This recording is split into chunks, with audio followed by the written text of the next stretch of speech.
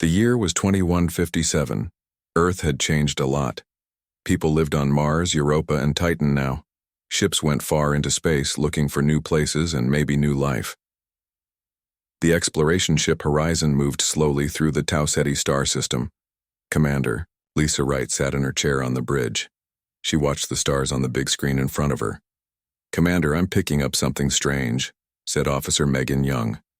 Her fingers moved quickly over her console. "It's a signal. Not natural." Lisa walked over to Megan's station. "Show me." The screen showed a pattern of pulses. They repeated in a way that couldn't be random. "First Officer Miller to the bridge," Lisa called through the ship's system. "Jack." Miller arrived minutes later. He was tall, with short brown hair and tired eyes. "What do we have, Commander?" "A signal. Not one of ours." Lisa pointed at the screen. "Can you decode it?" Jack looked at the pattern for a long time. He tapped at the controls, trying different approaches. After 3 hours of work, he stood up with a smile. "It's a message. A greeting." His voice was excited. "Commander, we just made first contact." The crew gathered to watch as Jack played the decoded message. It showed beings that looked almost like giant insects. They stood on 2 legs but had 4 arms. Their skin was blue-green and shiny. "We are the NIGMA Empire," the message said in slightly broken English. "We detect your ship. We wish to meet." Lisa looked at her crew. "Well, this is what we trained for. Send a reply. Tell them we accept." 2 days later, a NIGMA ship appeared near the horizon. It was 3 times larger, shaped like a curved blade. It shone with a strange purple light. The NIGMA leader, who called himself Ambassador Krelzax, agreed to come aboard the horizon with 2 guards. Lisa, Jack, and Science Officer Peter Collins met them in the ship's conference room. Krelzax was taller than a human by a full head. His 4 arms moved in fluid motions as he spoke. "Greetings, humans. We are pleased to find new life. The NIGMA Empire spans hundreds of stars. We wish friendship." Lisa smiled and nodded. "We're happy to meet you too. Humanity is still young in space travel. We have much to learn." "Yes. Very young." Krelzax's mouth parts clicked. "We will teach. We will share." The meetings continued for days. The NIGMA talked about their empire, their technology, their history. They asked many questions about Earth, about human weapons, about defense systems. Peter Collins noticed something odd. He brought it up during a private meeting with Lisa and Jack. "Their stories keep changing," Peter said. "Yesterday they said they've known space travel for 10,000 years. Today they said 5,000. Jack nodded. "And they're very interested in our military capabilities, more than our culture or science." "Keep watching them," Lisa ordered. "But be friendly. We don't want to seem suspicious." Communications specialist Amy Garcia joined their meeting late. Her face was worried. "Commander, I've been monitoring their ship's transmissions," she said. "They're using some kind of code, but I've been able to translate some of it." "That wasn't part of your orders," Lisa said with a frown. "I know, but something felt off."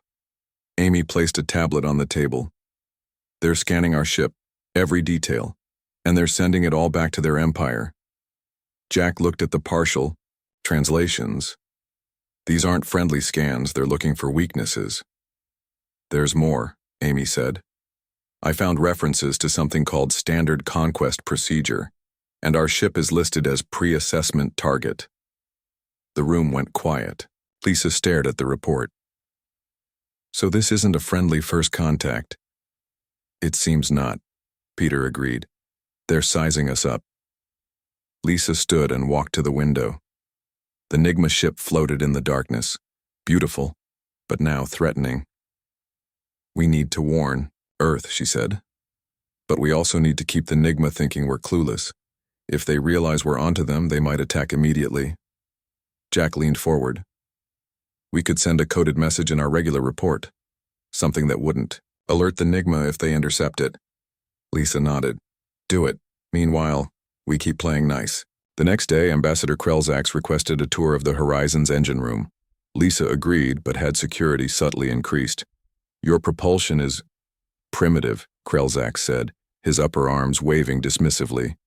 NIGMA ships travel between stars in days, not years. We would love to learn from your advanced technology, Lisa said with a smile that didn't reach her eyes. Yes, soon your people will see NIGMA technology up close. Krelzak's made a sound that might have been a laugh. Very close. That night, Amy intercepted another transmission from the NIGMA ship. This one she was able to decode more fully. Commander, they're calling for more ships, she reported. They're saying humans are primitive and would make suitable additions to their empire. Lisa called her senior officers together. We need to get back to Earth as soon as possible. Jack, tell the NIGMA we're cutting our meeting short due to a technical issue with our life support systems. They might not believe that, Jack warned. They don't need to believe it. They just need to let us go. Lisa's voice was firm. We'll tell them we're returning to our nearest base for repairs. Once we're away, we'll make maximum speed for Earth. The NIGMA seemed to accept their excuse. The horizon broke away from the meeting point and set course away from Tau Ceti. They're following at a distance, Megan reported from her sensor station, staying just at the edge of our detection range. Let them, Lisa said, as long as we get home with our warning. 2 weeks later, the horizon approached the outer edges of the solar system. Their coded warning had gone ahead of them. A small fleet of Earthships waited for them. As they docked at the Mars orbital station, Admiral Richard Hayes met them personally. Your warning arrived, he said grimly, and it's not the only one. We've had reports of NIGMA ships appearing across our space, always friendly, always asking questions. Lisa nodded. They're preparing for something. Yes. Admiral Hayes looked out the window at the red planet below. And thanks to you, we'll be ready when they make their move. In the darkness beyond, Neptune, the first of many NIGMA warships, slipped into the solar system. They thought they were unseen. They thought Earth would be easy to conquer. They were wrong. 6 months passed. NIGMA ships appeared all over human space. They said they came for friendship. They called it cultural exchange. But their ships always went to important places. They always asked about defenses. Admiral Richard Hayes stood at the window in his office on Luna Base. Earth hung in the black sky, blue and beautiful. 3 NIGMA ships floated in orbit around it. They weren't supposed to be there. They're positioning themselves near our defense platforms, said Captain Linda Ross. She pointed to a map on the screen. See the pattern? Richard nodded. The NIGMA ships made a triangle around Earth's main orbital weapon stations. It wasn't random. What's the latest from Mars? He asked. Linda handed him a tablet. Governor Susan Brown reports NIGMA visitors tried to enter the Defense Control Center yesterday. They said they got lost. Richard read the report with a frown. No one got lost in a high-security area with guards and locked doors. And the Europa incident? He asked. The mining station is gone. 18 people dead. Linda's voice was tight with anger. The NIGMA say it was an accident. Their ship fired weapons during a system test and didn't know our station was there. Richard put down the tablet. An accident? Sure. And I'm the king of Mars. His communication screen lit up. Admiral United Space Command meeting in 15 minutes. In the meeting room, military leaders from Earth and all colonies gathered. Some were there in person. Others appeared as holograms. All looked worried. Intelligence Officer Daniel Green stood at the front of the room. He was young, but his eyes looked old. We've collected information about the NIGMA for 6 months, he said. What we found isn't good. He showed images of planets, worlds with ruins, dead cities. These were civilizations the NIGMA said were their friends. All gone now. Daniel changed the image. We found survivors on some worlds. They told us the NIGMA always come the same way. First contact, cultural exchange, then suddenly attack. Admiral Hayes stood up. So they're preparing to attack us too. Yes, sir. And soon, we think. Next to speak was Dr. Alan Carter, a scientist, who studied alien life forms. We've examined NIGMA technology from items they left behind. They have weapons that can destroy entire cities. Their ships can travel faster than light. They think we are primitive. Richard looked around the room. So what do we do? Roll over and surrender? Governor Susan Brown's hologram shook her head. We fight. But how? Their technology is beyond ours. Richard smiled for the first time. Is it? Dr. Carter, tell them about the recovered tech. Alan stood. Again. We've studied the NIGMA weapons. Yes, they're advanced, but not as advanced as they think. And they have weaknesses.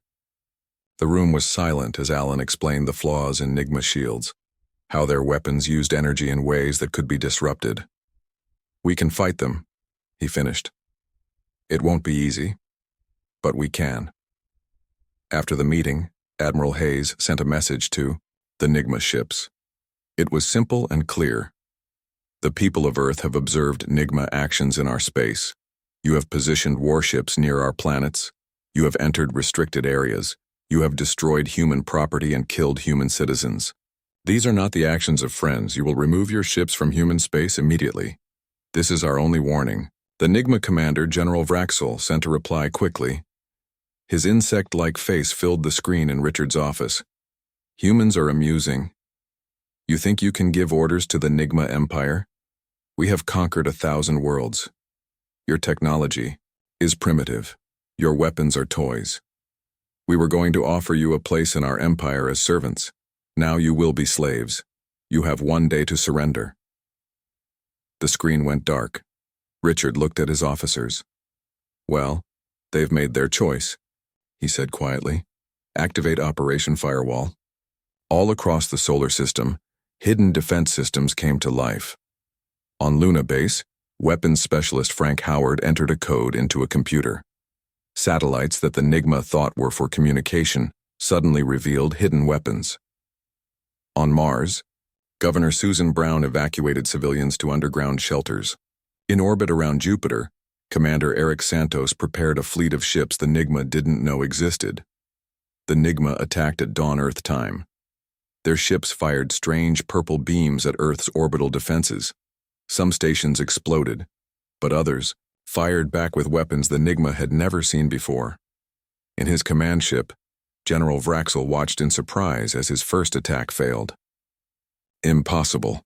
Their technology is too primitive to resist. His second-in-command looked at their screens. General, we're detecting new weapon signatures. They're not the same as our intelligence reported. It doesn't matter, Vraxel said. Send in the main fleet. 500 NIGMA ships jumped into Earth orbit. They expected an easy victory. Instead, they found hell. Earth's defenders had prepared for this day.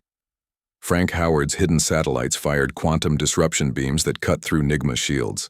From Mars, missile platforms launched warheads that tracked NIGMA engine signatures. From Jupiter came Commander Santos with 100 ships that moved in ways the NIGMA couldn't predict. They seemed to disappear and reappear, firing from impossible angles. What is happening? Vraxel shouted as his screen showed NIGMA ships falling one after another. How can they fight like this? Their technology was primitive. General, we're losing too many ships, his officer reported. We need to retreat and regroup. Vraxel hissed in anger but gave the order. The NIGMA fleet pulled back, jumping to safety beyond Neptune.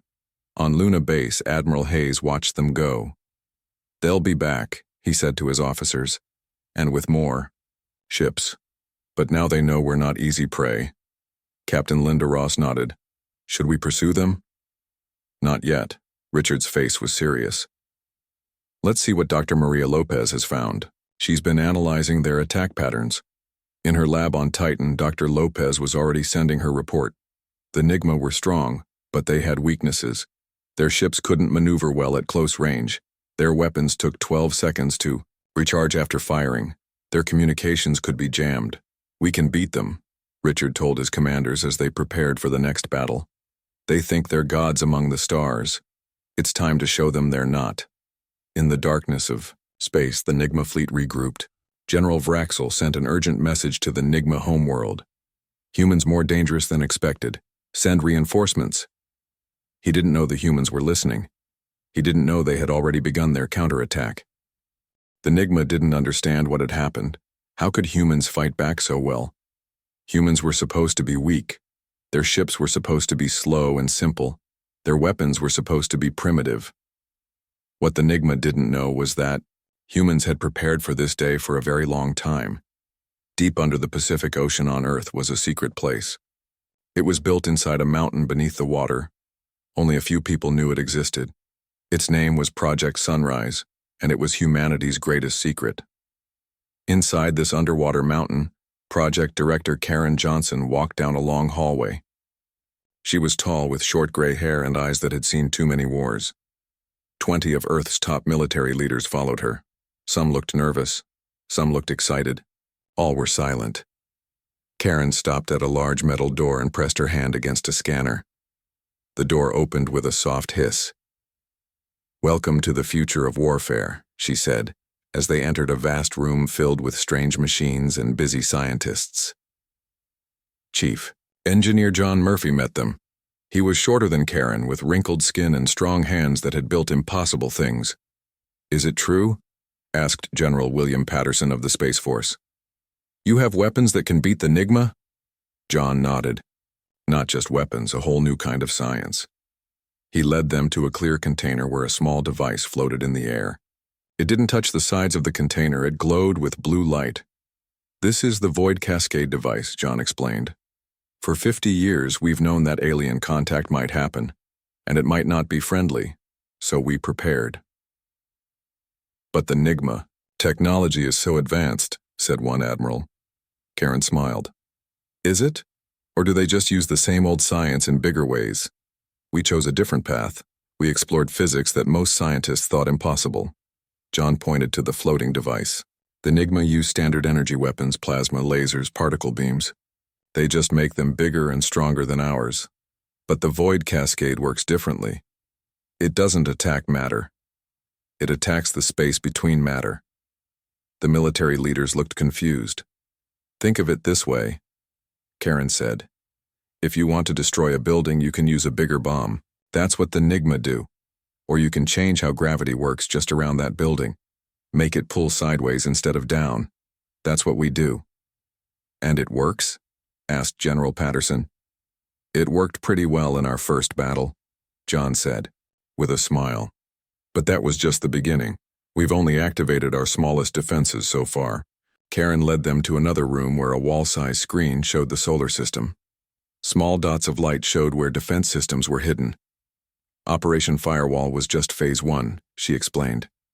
"We have weapons platforms hidden in the asteroid belt, in the moons of Jupiter, even in the clouds of Saturn. On the moon, weapons specialist Frank Howard was working too. Under the surface of the moon were hidden hangars. Inside these hangars were satellites that looked normal from the outside, but inside they held quantum disruptors that could shut down NIGMA shields." Frank checked the last satellite and nodded to his team. "Launch all units," he ordered. "Spread them around Earth orbit, but keep them powered down. We don't want the NIGMA to detect them until it's too late." The NIGMA were regrouping. General Vraxel was angry. His first attack had failed. Many ships were destroyed. The Emperor would not be happy. "How did they do it?" he demanded of his science officer. "How did primitive humans defeat our attack?" The science officer looked afraid. "It appears they have technology we didn't know about. Our scans show energy, signatures we've never seen before." "Impossible!" Vraxel slammed his fist down. "We are the NIGMA. We have the most advanced technology in the galaxy." "Yet we lost the battle," the science officer said quietly. Vraxel turned away. "Prepare for another attack. This time we will not hold back." But the humans weren't waiting for the NIGMA to attack again. In orbit around Jupiter, Commander Eric Santos prepared a special fleet of ships. They were small and fast. Their engines worked differently than normal human ships. They could change direction instantly, moving in ways that seemed impossible. "Phase shift fighters ready," reported his second-in-command. Eric nodded. "Remember your training. The NIGMA expect ships to move in straight lines or gentle curves. Our phase shift technology lets us jump sideways instantly. Use that surprise to get past their shields." His fleet of 100 small fighters moved out from behind Jupiter's moon Callisto. They flew in formation toward the place where the NIGMA fleet was gathering. Vraxel saw them coming. "A small attack force, they must be desperate," He laughed, a clicking sound that echoed around his bridge. Destroy them all. The NIGMA ships fired their purple energy beams, but something strange happened. The human ships disappeared right before the beams hit them. Then they reappeared in different places. Some appeared right next to NIGMA ships, too close for the big alien vessels to target. What is happening? Vraxel shouted. Where did they go? They're using some kind of short-range teleportation, his science officer said in shock. That's not possible with their level of technology. Commander Santos sent his orders. Target their engine sections. Fire phase disruptors. The human fighters fired blue beams that cut through NIGMA shields like they weren't there. NIGMA ships began to drift, their engines dead. Back on Earth, Admiral Hayes watched the battle on his screens. Phase 1 is working, he said to his officers. Now for Phase 2. Captain Wilson, is the retribution ready? Captain Laura Wilson's face appeared on his screen. She stood on the bridge of Earth's newest warship, hidden until now. Ready and waiting, Admiral, she replied. The NIGMA have no idea we exist. The retribution was humanity's secret weapon. Built in the dark side of the moon, it was larger than any ship humans had ever made public. Its hull was black and absorbed light, making it nearly invisible in space. Inside, it carried weapons based on the Void Cascade technology. Move into position, Admiral Hayes ordered. Wait for my signal to attack. As the retribution moved silently toward the battle, Dr. Maria Lopez worked in her lab on Titan. She had been studying NIGMA biology from samples collected during the first battle. Admiral, she called over the communication system, I've found something important. The NIGMA have a weakness in their nervous system. Their bodies react badly to a specific electromagnetic frequency. Can we use that? Hayes asked. Yes. I'm sending the details now.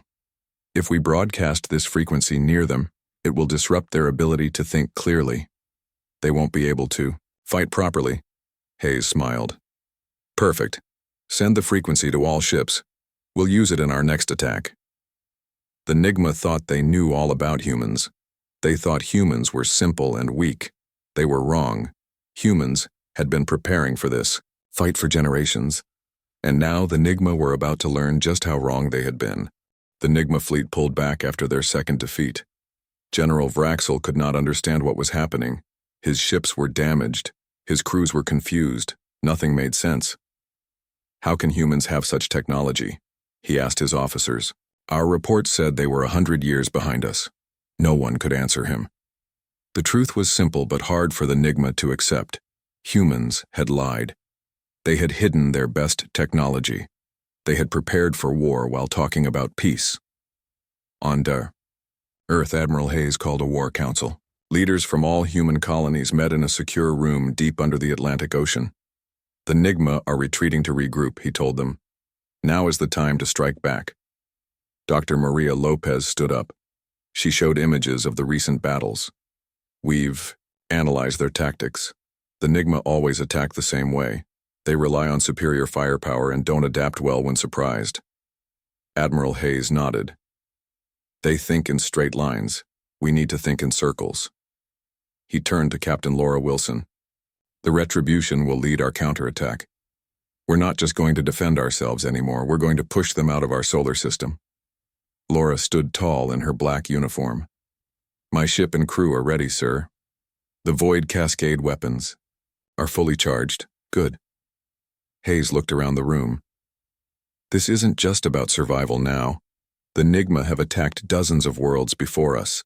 They've enslaved or killed countless beings. It's time someone stopped them for good. Paul Jenkins, the Strategic Operations Director, spoke next. We're ready to implement Protocol Sunburn. He showed a map of space around the solar system. These devices will disrupt NIGMA communications.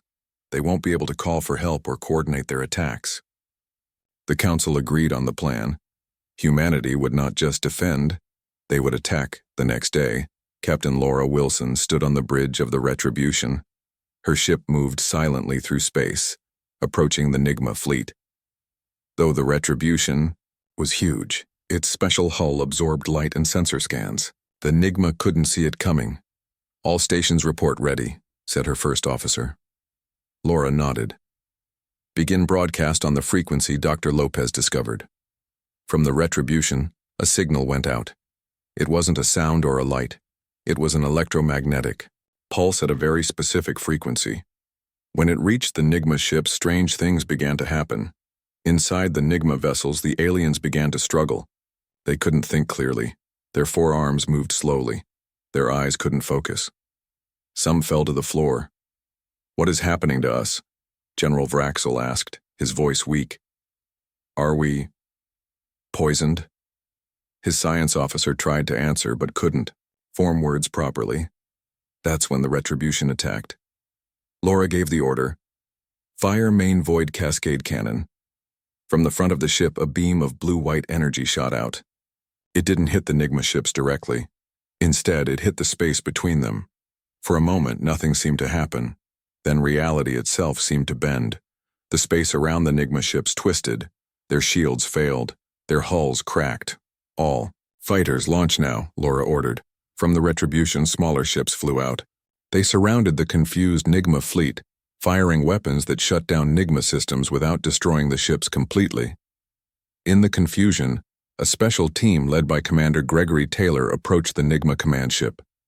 Their small vessel looked like debris floating among the damaged NIGMA ships. "Ready for boarding," Greg told his team of 6 soldiers. "Remember, our mission is to get their navigation data.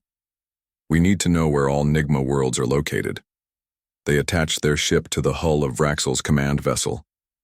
Using special tools, they cut through the metal quietly. The NIGMA inside were still affected by the electromagnetic frequency and didn't notice the intruders. Greg and his team moved through the alien ship like ghosts. They found a data center where star maps and coordinates were stored. "Download everything," Greg ordered. "This is the key to ending this war." While the team got the data, the battle outside continued. The human ships moved in patterns the NIGMA couldn't predict. The electromagnetic frequency kept the aliens confused and slow. More human ships arrived from Mars, from the Moon, from Europa. They surrounded the NIGMA fleet. For the first time in their long history of conquest, the NIGMA faced an enemy that was winning. General Vraxel struggled to think clearly through the effects of the frequency. Send a message to the Emperor," he told his communications officer. "Tell him, we need the entire Imperial fleet." But the message never went out.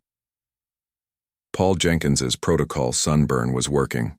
Special devices placed around the solar system blocked all NIGMA communications.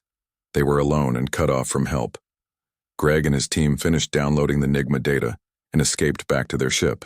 They returned to the Retribution just as Admiral Hayes arrived on his command vessel. "We have it, sir," Greg reported, handing over the data. "Everything we need.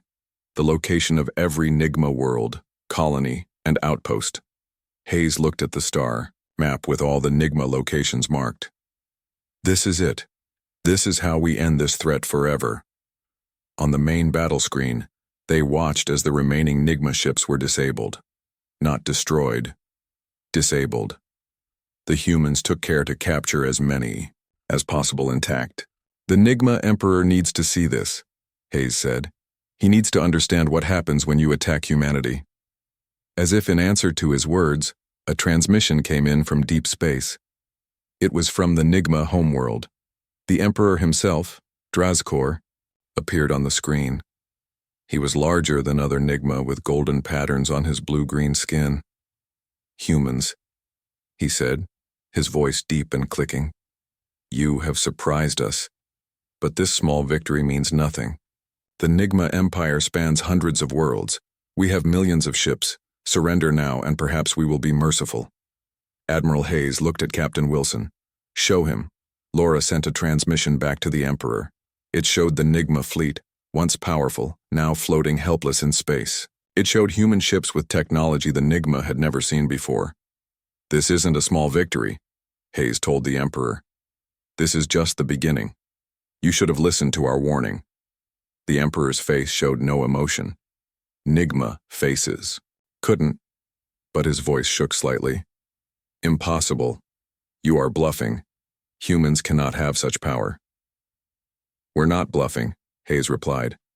And now we're coming for you. The transmission ended. Hayes turned to his commanders. Prepare all ships. We take the fight to their homeworld. The time for defense was over. Now humanity would show the galaxy why it was dangerous to ignore their warnings. The human fleet gathered at the edge of the solar system. 500 ships led by Admiral Hayes on his command vessel and Captain Laura Wilson on the Retribution. They prepared to jump to the NIGMA homeworld of Krastur. All ships report ready, said Captain Wilson over the communication system. The Void Cascade technology has been installed on every vessel. Admiral Hayes looked at the star map showing their destination. The NIGMA Emperor had gathered his remaining forces at their homeworld. He thought his superior numbers would protect him. He was wrong. This isn't just about Earth anymore, Hayes told his commanders. We have a chance to free dozens of worlds from NIGMA control, to end their empire of conquest forever. The fleet jumped into faster-than-light travel, using technology the NIGMA didn't know humans possessed. In just 3 days they arrived at Krastur. The NIGMA homeworld was a large planet with 3 moons. Around it floated thousands of NIGMA ships. They had called every vessel from across their empire to defend their home. Emperor Drazkor sat on his throne on the largest moon. His advisors stood around him, their forearms moving nervously. The humans have arrived, one reported. But only 500 ships. We have 5,000. Drazkor clicked his mouthparts together. Good. They are brave but foolish. Destroy them all. In space near the planet, Admiral Hayes opened a communication channel to all NIGMA ships and to the planet below. People of the NIGMA Empire, he said. I am Admiral Richard Hayes of Earth. We did not want this war. We asked for peace. You chose violence. This is your final chance. Surrender now and live. Emperor Drazkor himself responded. His image appeared on screens throughout the human fleet. Surrender. To you? The NIGMA have ruled the stars for 10,000 years. We have conquered 100 species. You are nothing to us. Your handful of ships cannot defeat our armada. Hayes looked at the Emperor's image with calm eyes. You still don't understand what you're facing. This is your last warning. No, Drazkor said. This is yours. He gave a signal, and the NIGMA fleet moved forward to attack. 5,000 ships against 500. The NIGMA thought victory was certain, but they had not learned their lesson. Admiral Hayes gave a simple order. Execute. Operation Starfall. From the Retribution, Dr. Ryan Cooper activated the main Void Cascade device. He was a quantum physicist who had helped develop the technology over 20 years. Void Cascade at full power, he reported, targeting the space around the NIGMA fleet. The Retribution fired, but this time the beam was different. It split into hundreds of smaller beams, each targeting a different section of space around the NIGMA ships. Reality itself seemed to bend. The NIGMA ships didn't explode or break apart. Instead, their systems simply stopped working. Engines died. Weapons went dead. Life support systems continued to function, but nothing else. At the same time, the human fleet broadcast the special electromagnetic frequency that disrupted NIGMA nervous systems. Throughout the enemy fleet, NIGMA soldiers and officers fell into confusion, unable to think clearly or give orders. On his moonbase, Emperor Drazkor watched in horror as his mighty fleet became useless in minutes. What is happening? He demanded. How can they do this? No one could answer him. The NIGMA had never faced an enemy like humans before. An enemy who thought differently. Who developed technology along paths the NIGMA had never explored. Admiral Hayes sent small teams to board the disabled NIGMA ships. They didn't kill the crews. They simply took control of the vessels and locked the NIGMA in secure areas. Send. The message to all NIGMA worlds, Hayes ordered. Throughout NIGMA space, on every planet and colony they controlled, the same message played. The NIGMA Empire has fallen. Your ships are disabled. Your Emperor has been defeated. Humanity does not seek conquest. We seek justice. All enslaved peoples are now free. On many worlds, the message was met with celebration. Species that had lived under NIGMA control for generations suddenly found their oppressors powerless. Admiral Hayes and Captain Wilson led a team down to the Emperor's palace on the moon. They walked through grand halls built with the wealth of conquered worlds. NIGMA guards stood frozen, affected by the electromagnetic frequency. Emperor Drazkor sat on his throne, struggling to think clearly through the effects of the frequency. "How?" he asked as the humans approached. "How did you defeat us so easily?" Hayes stood before the Emperor. "Because you made a simple mistake.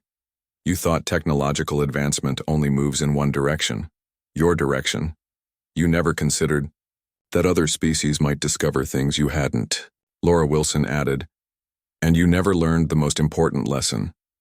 Don't threaten a species until you know what they're truly capable of." The Emperor looked at them with his large, compound eyes. "What happens now? Will you destroy us as we would have destroyed you?" Hayes shook his head. "No, that's the difference between us. We don't want to rule or destroy. The NIGMA Empire is over. Your ships are disabled, not destroyed. Your people will live, but not as conquerors." In the days that followed, representatives from worlds previously conquered by the NIGMA gathered together. Admiral Hayes met with them on a neutral planet. "The NIGMA have been contained," he told the gathered representatives. "Their ability to make war has been removed. They will be restricted to their homeworld until they learn to live in peace."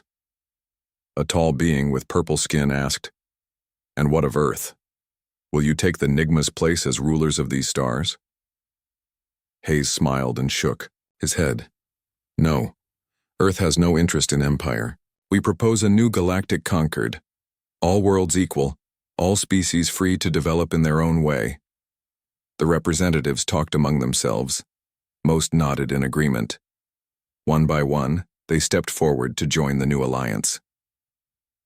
As Hayes prepared to return to Earth, he looked back at the stars. The NIGMA Empire had ruled through fear for thousands of years. Now it was gone, erased from the stars not by destruction but by defeat. On 1,000 worlds, people looked up at the night sky and knew things had changed.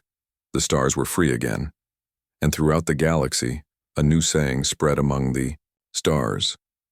Remember the NIGMA. Remember what happened when they ignored humanity's warning. When asked why humans had prepared so carefully for war while talking about peace, Admiral Hayes had a simple answer. Humanity never wanted to be conquerors. We simply refused to be conquered.